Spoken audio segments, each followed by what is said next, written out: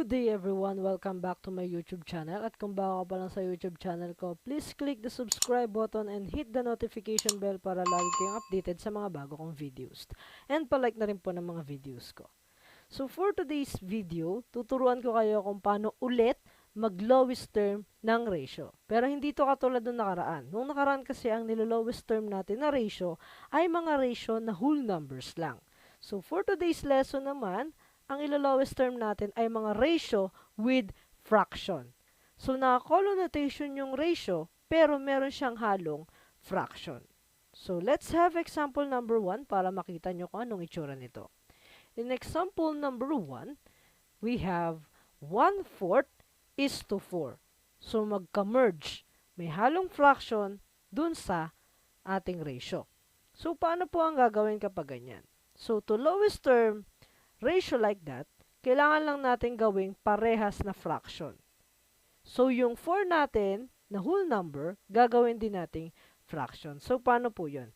Always remember na lahat ng whole number ay merong over 1 sa baba.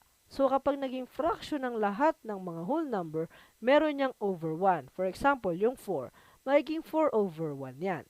For example, 5, magiging 5 over 1 yan. For example, 6, magiging 6 over 1 yan. So lahat ng whole number ay may over 1 sa baba. So for this example, sulat lang muna natin yung 1 over 4 is 2.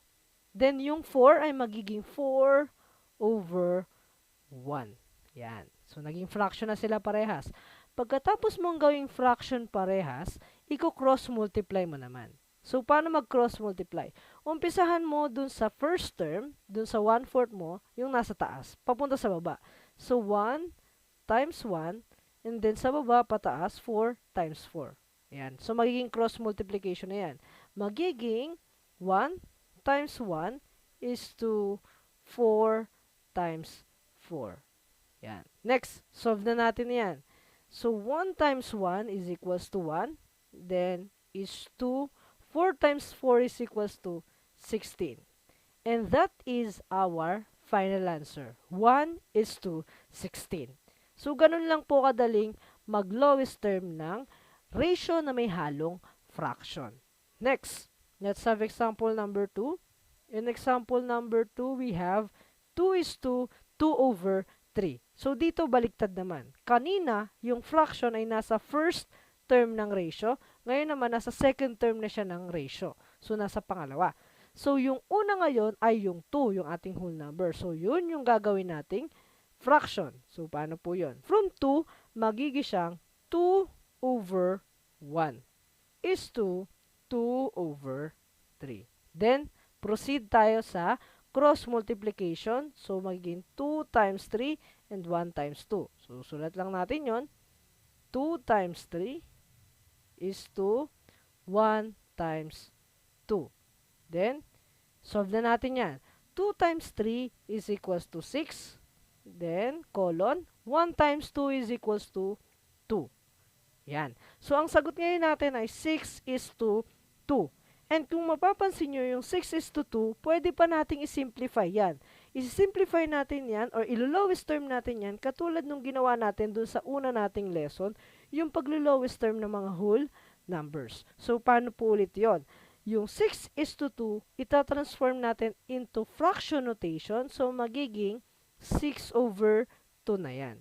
Then, iisip ulit tayo ng pinakamalaking number na pwedeng i-divide both kay 6 at kay 2. So, magde-divide lang tayo. And ang pinakamalaking number na pwedeng i-divide both kay 6 at 2 ay 2 din. So, divide lang tayo. 6 divided by 2, that is 3. Then, 2 divided by 2, that is 1. Then, lagay lang tayo ng fraction var.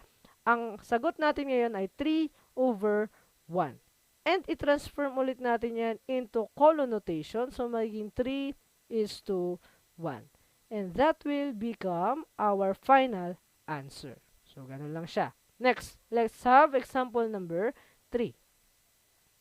In example number 3, we have 1 over 4 is to 2 over 3. So, kung mapapansin nyo, parehas na ngayon silang fraction. So, gagawin natin yan na ratio na naka-whole number. So, kung ganyan na ang given, parehas na naka-fraction, i-cross multiply na lang natin yan. So, magiging 1 over 4 is to 2 over 3. Cross multiply 1 times 3 and 4 times 2. Susulat lang natin yon. 1 times 3 is to 4 times 2. Then solve. 1 times 3 is equals to 3. Then colon. 4 times 2 is equals to 8. Yan. So, kung mapapansin nyo, 3 is to 8, yun yung nakuha nating sagot, hindi na siya nalo-lowest term. So, automatically, that will become our final answer. So, ganun lang siya kadali. So, I hope marami ulit kayong natutunan sa bago nating tutorial ngayong araw. At again, kung bago ka pa lang sa YouTube channel ko, please click the subscribe button and hit the notification bell para lagi kang updated sa mga bago kong videos. And palike na rin po ng aking mga videos. Thank you for watching!